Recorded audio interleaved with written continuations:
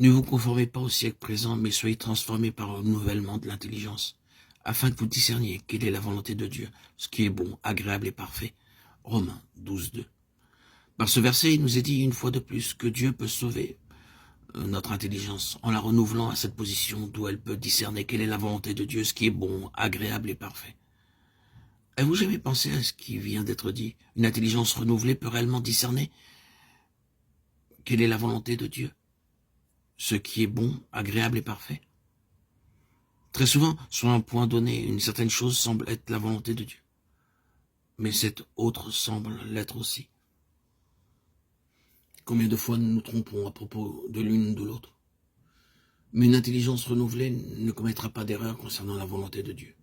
À moins que notre intelligence ne soit renouvelée, nous ne serons pas capables de discerner quelle est la volonté de Dieu, et par conséquent, nous n'aurons pas l'expérience d'un plein salut.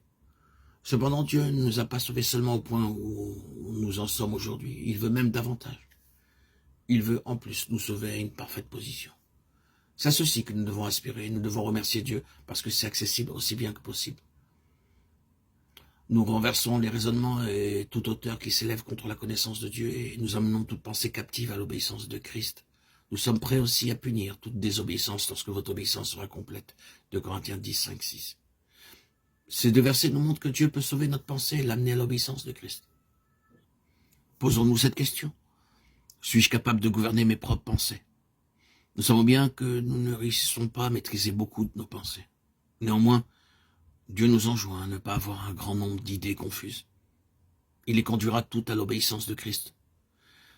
Puis-je vous demander, vos pensées obéissent-elles au Seigneur?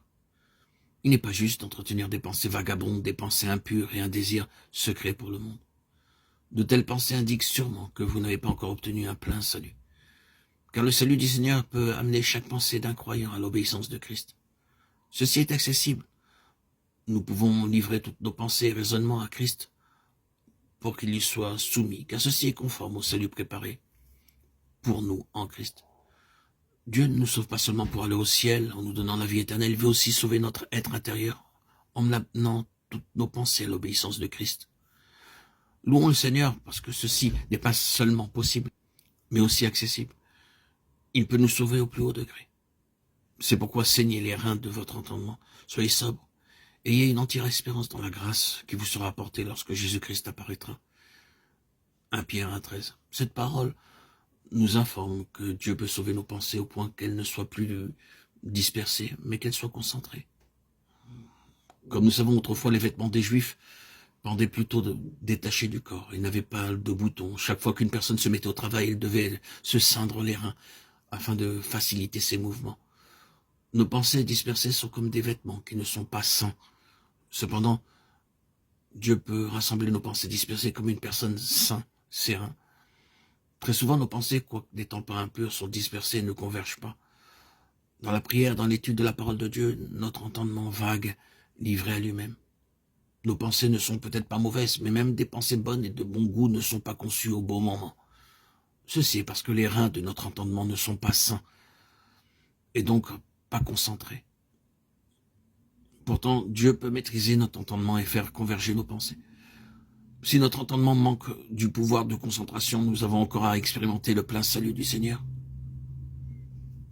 Grâce soit rendue à Dieu, parce qu'il peut nous délivrer des pensées dispersées et nous sauver au point que nos pensées soient concentrées.